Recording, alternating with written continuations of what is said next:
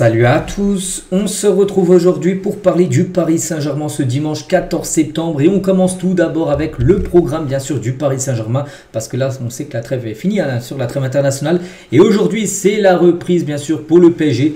Aujourd'hui le 14, donc aujourd'hui au Parc des Princes, tout à l'heure 17h contre l'équipe de Lens.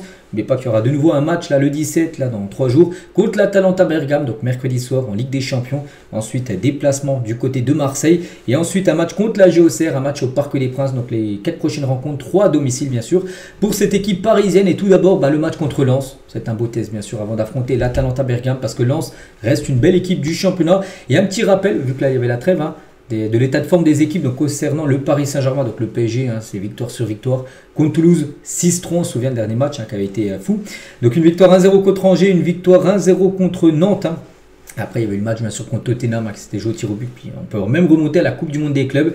Cette défaite 3-0 contre Chelsea, qui est loin. Mais bon, voilà, il ne faut pas l'oublier, cette défaite qui va servir bien sûr pour la saison. Et concernant Lens, les gars, sur ce début de saison, bon, surtout sur les matchs officiels, parce qu'ils avaient joué 2 matchs amicaux. Donc sur leur match officiel, ils avaient commencé mal avec une défaite contre Lyon. Sinon, ils ont enchaîné 2 victoires, une contre Le Havre et une contre Brest. Donc c'est une équipe en confiance. Elle reste sur 2 victoires, l'équipe de Lens. Donc voilà, c'est un beau match, bien sûr, cet après-midi.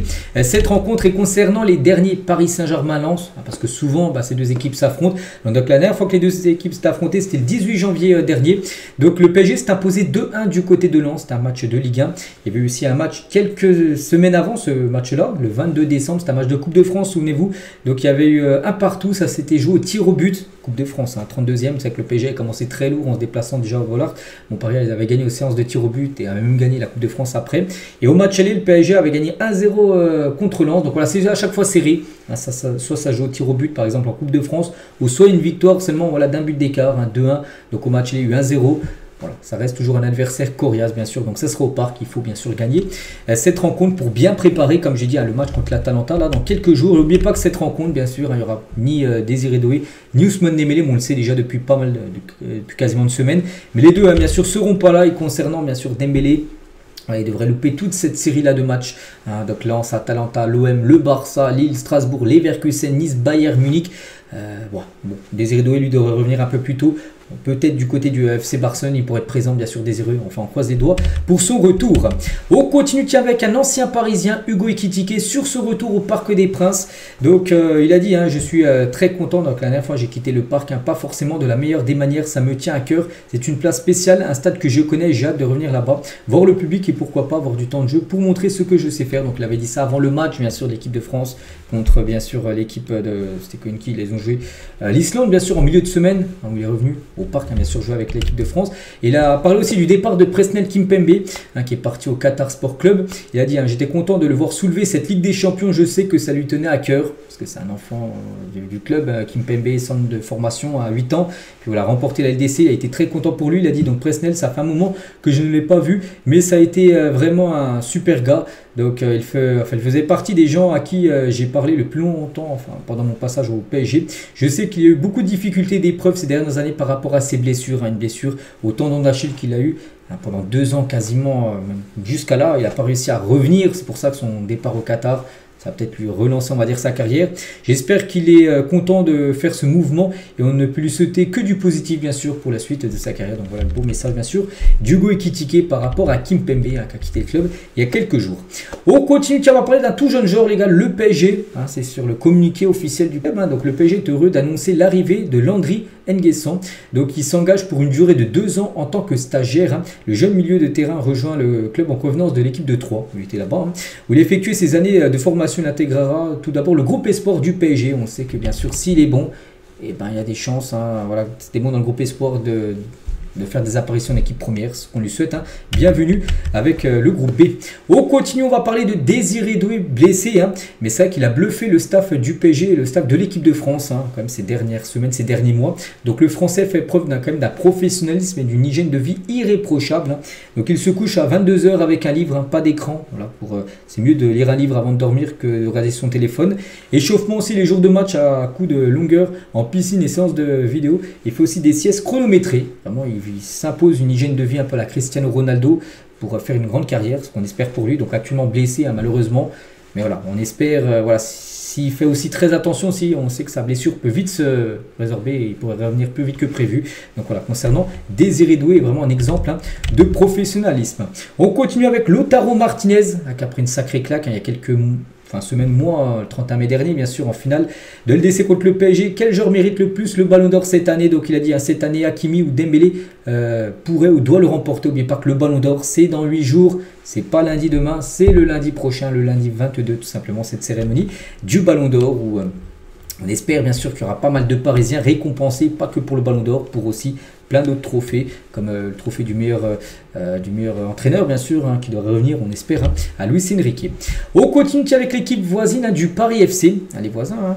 Donc, il y a un côté plus accessible, plus vrai qu'avec le PSG. Donc, Laurent, un supporter du Paris FC, explique pourquoi il a décidé de supporter le club promu. Il a dit, on retrouve l'esprit cool et amical connu il y a quelques années au Parc des Princes. Et sur le terrain, les mecs ne sont pas favoris et s'arrachent. Donc, Jackie, qui a mis les pieds au parc pour la première fois depuis 1990, y avoir retrouvé au Paris FC un côté vrai, plus humain, avec une identité parisienne que le club a toujours eu.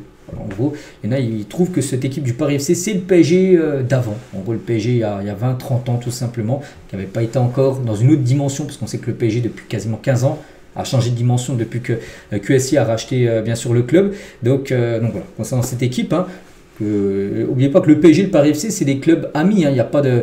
Pour l'instant, il n'y a pas de rivalité entre ces deux clubs-là. Bien sûr, le PSG souhaite que du bon. Au Paris FC, la même chose dans le sens inverse.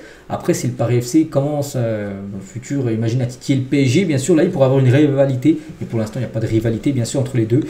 Beaucoup de supporters du PSG aimeraient que le Paris FC, bien sûr, se maintienne de longues années du côté de la Ligue 1. Warren Zaïre sur le podium des jeunes joueurs les plus performants en 2025 selon le CIES. CIES, en gros, c'est des personnes qui font des probabilités, tout ça. Bon, bref. Le podium, donc on peut avoir la minimale pour numéro 1, c'est pas une surprise, Poku Barsi, joueur du Barça 2, et Warren Zaïre, numéro 3, on peut voir qu'il a un rang de 87,8 sur 100. Bon, après il a très peu joué, mais bon, il est troisième. Warren Zaïre, tant mieux pour lui.